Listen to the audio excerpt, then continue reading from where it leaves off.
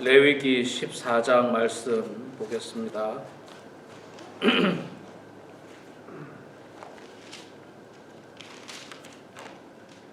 레위기 14장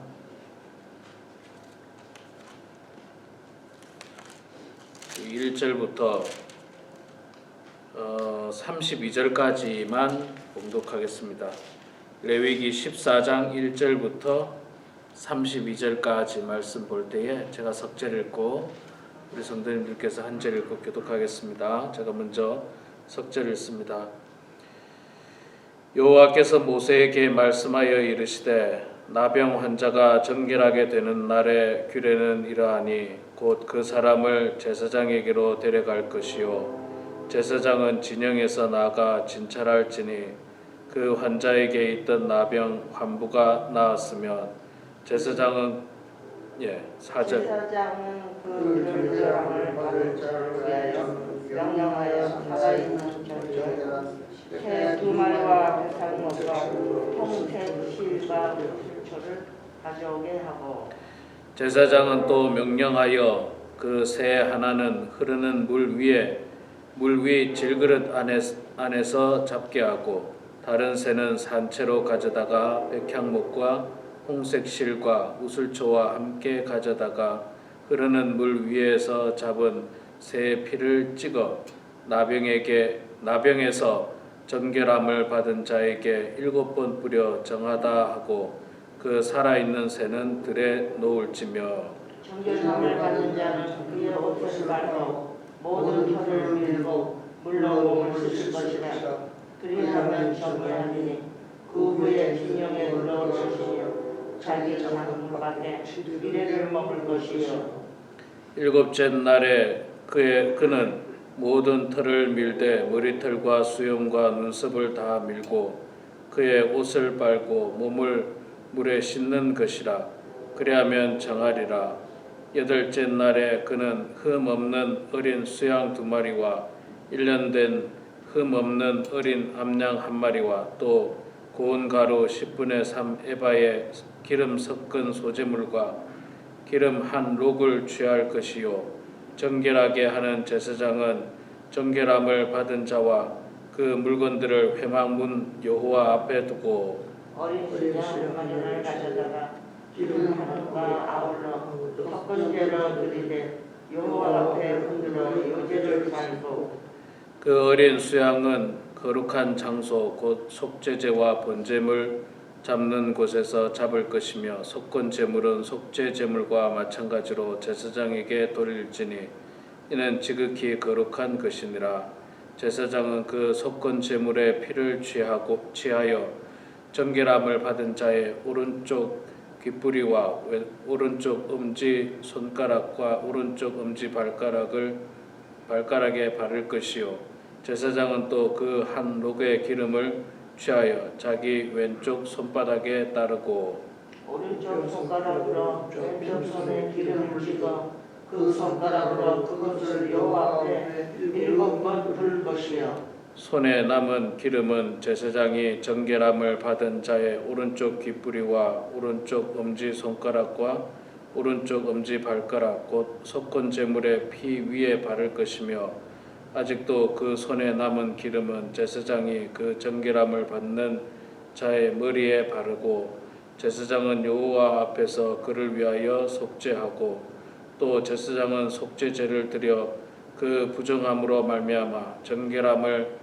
받을 자를 위하여 속죄하고 그 후에 번제물을 잡을 것이요 제사장은 그 번제와 속죄를 제단에 안들려 그를 위하여 속죄할 것이라.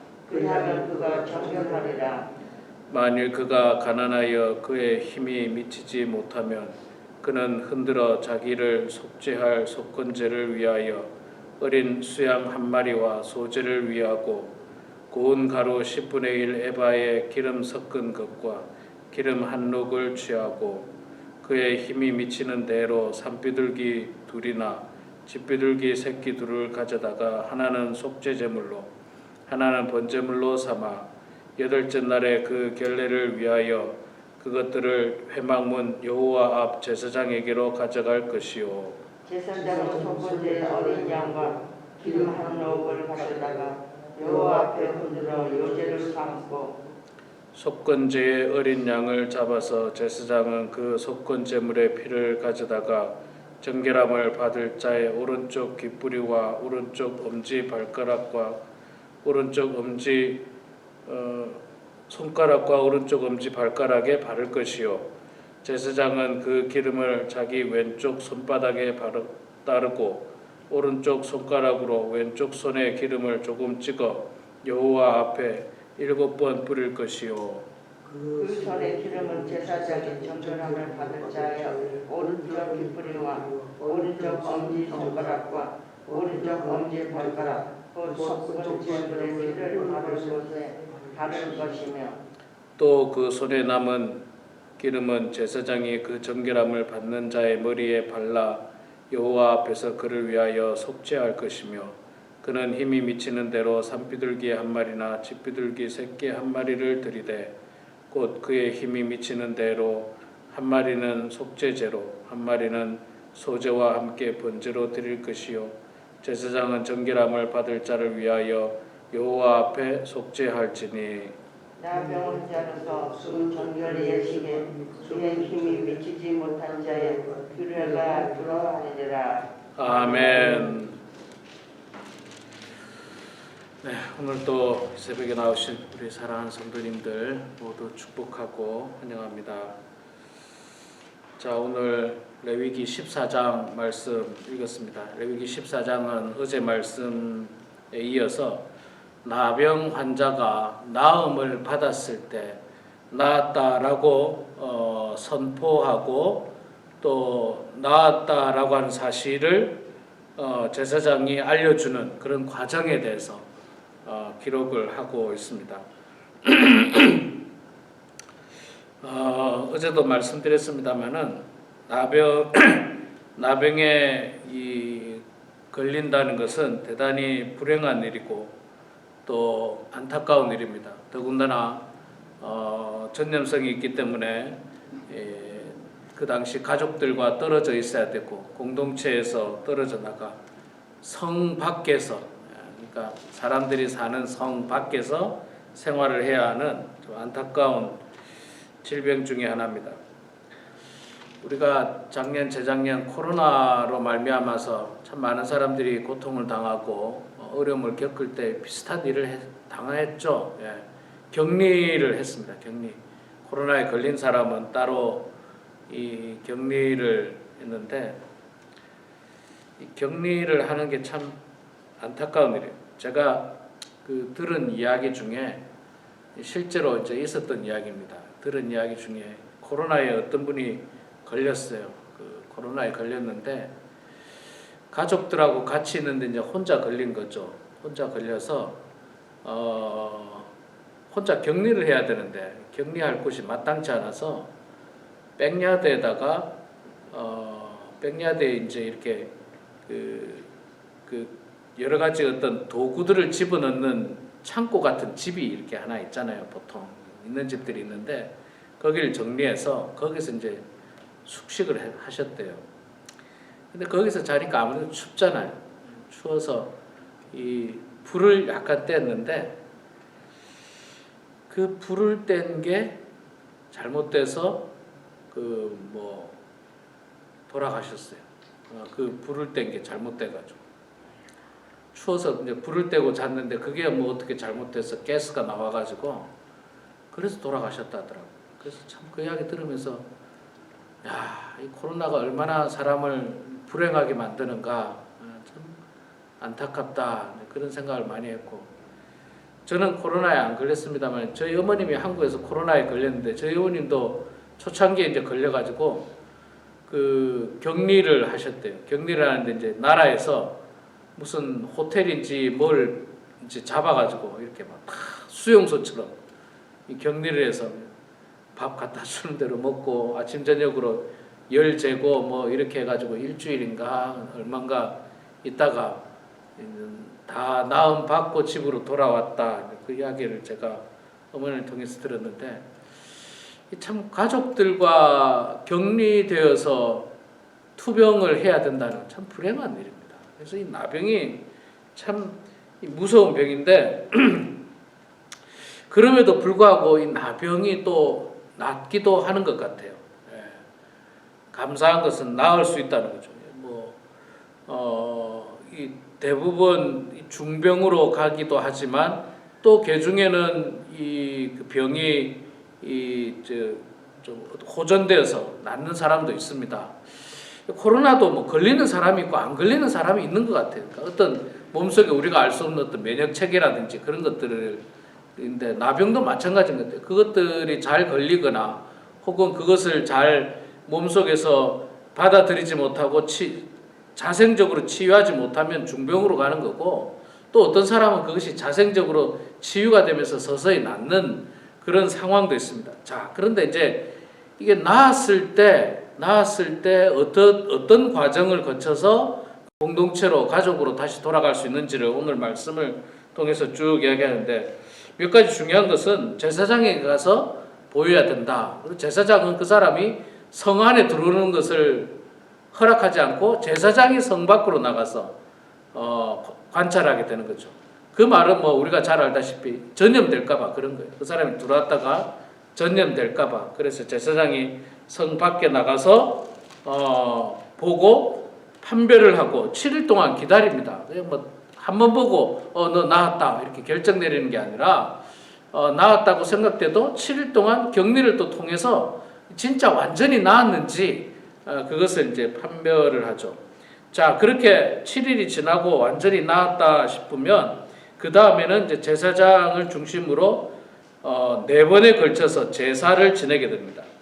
속건제, 속죄제, 뭐 번제, 뭐 소제 이런 이 제사를 지내는데, 나병에 걸려 있는 사람은 당연히 노동력이 없죠. 일을 할 수가 없죠. 그럼 가난할 수밖에 없잖아요.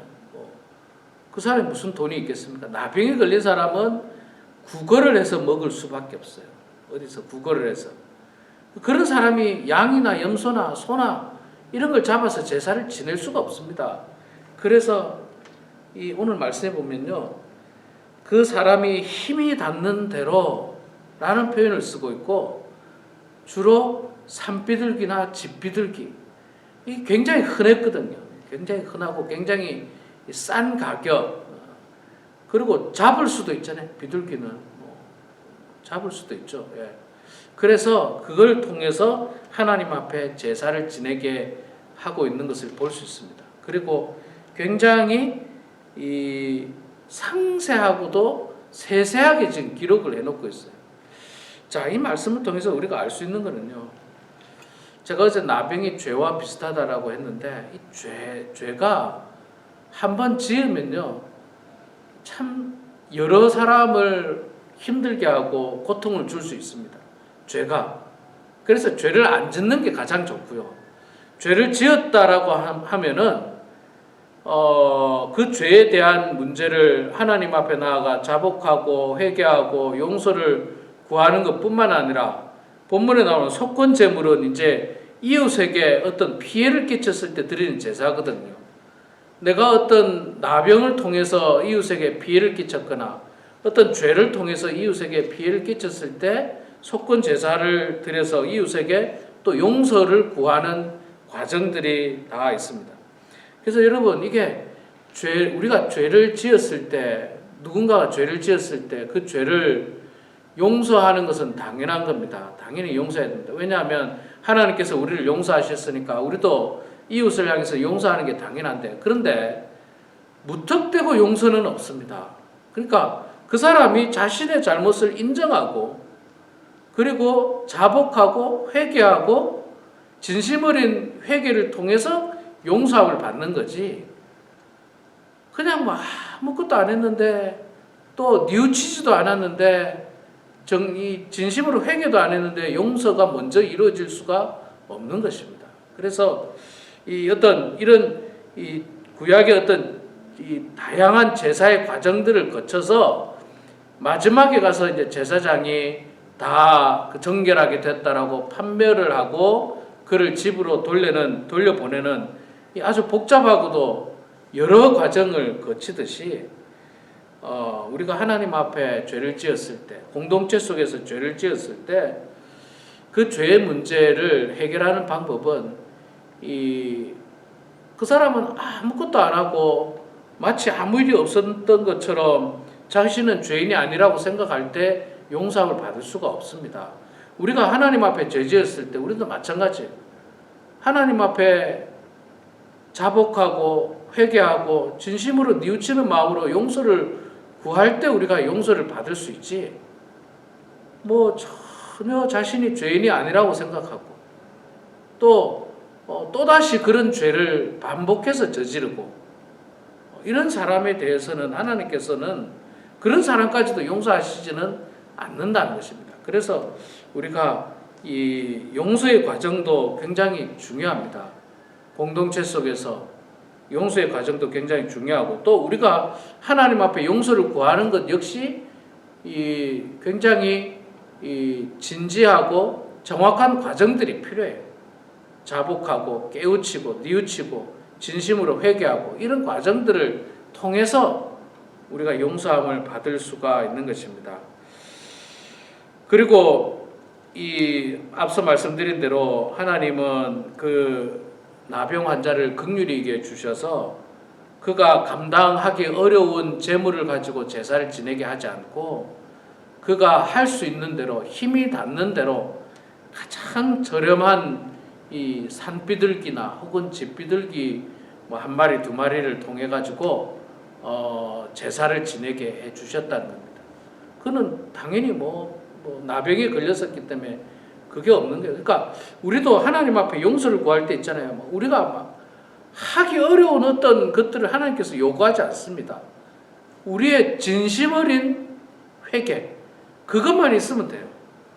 우리가 엄청난 것을 갚아야 되고 하나님 앞에 엄청난 이 헌금을 해서 용서를 받거나 이게 아니에요. 이럴 필요가 없어요. 그럴 능력도 우리는 안 되고요. 나의 죄를 대신해서 예수님께서 죽으셨는데 우리가 무엇으로 그것을 갚겠습니까? 돈을 얼마를 갖다 드려야지 갚을 수 있습니까? 그거는 불가능합니다. 하나님께서 그걸 요구하지 않으세요.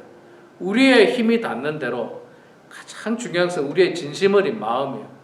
우리의 진심 어린 마음 그리고 진심 어린 회개 그 회개를 통해서 우리가 용서함을 받을 수가 있는 것입니다. 우리 사랑하는 성도 여러분, 오늘 이 말씀을 우리가 기억하시면서요, 늘 죄에 대해서 민감하게 생각하는 우리가 되고 죄를 지었을 때 진심으로 하나님 앞에 용서를 구해서 정결하고 깨끗한 가운데 정말 함께 공동체 생활할 수 있는 그런 우리 모두가 되길 주의 이름으로 축원합니다.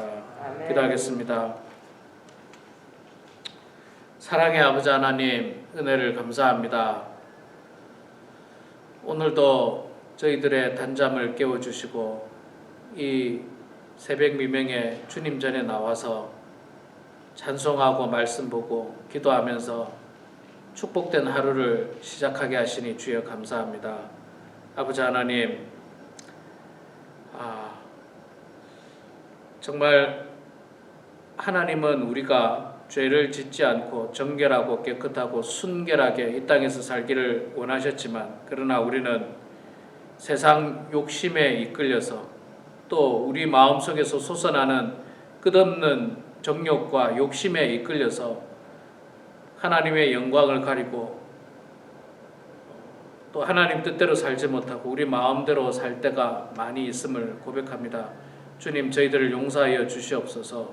아버지 하나님, 저희들 그렇게 살지 않도록 도와주시고 하나님께서 기뻐하시는 모습으로 정결하게 살아가는 저희들 되게 하여 주시옵소서. 설령 우리가 부지 중에 죄를 지었다 할지라도 하나님 앞에 진심으로 회개하는 저희들 되게 하시고 진심으로 변화된 인생을 살아가는 저희들 다 될 수 있도록 하나님 아버지여 붙들어 주시옵소서. 사랑의 아버지 하나님, 우리 사랑하는 범원 하나님께 모든 성도들을 주님 축복하시고 우리 주의 성도들이 이 땅에 살 동안 건강하게 해주시고 건강한 몸으로 하나님 잘 섬기게 하여 주시옵소서.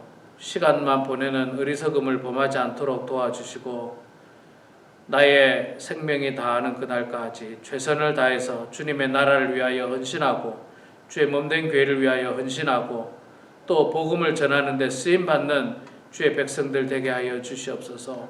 설령 병석에서라도 사랑하는 자녀들을 위해서 기도하고 사랑하는 손주들을 위해서 기도하고 우리 성도들을 위해서 기도하고 이 땅이 변화되기를 소망하면서 기도하는 그런 축복된 성도들 다 되게 하여 주시옵소서. 하나님, 연세가 많으신 분들 가운데 몸에 이곳저곳 아픈 곳을 품고 살아가고 있는 성도들이 있습니다. 하나님, 그들의 기도를 들어주시고 응답해 주셔서 하나님의 뜻 가운데 모든 환우들이 치유받고 회복되게 하여 주시고 건강한 몸으로 하나님 잘 섬기게 하여 주시옵소서. 아버지 하나님, 오늘도 이 새벽 제단에 나와서 주님 앞에 기도하는 사랑하는 성도들의 기도를 들어주시고 응답해 주셔서 기도를 통하여 형통한 인생 되게 하시고 기도를 통하여 하나님과 늘 교제하는 인생들 될 수 있도록 붙들어 주시옵소서. 감사드리며 예수님의 이름으로 기도드리옵나이다. 아멘.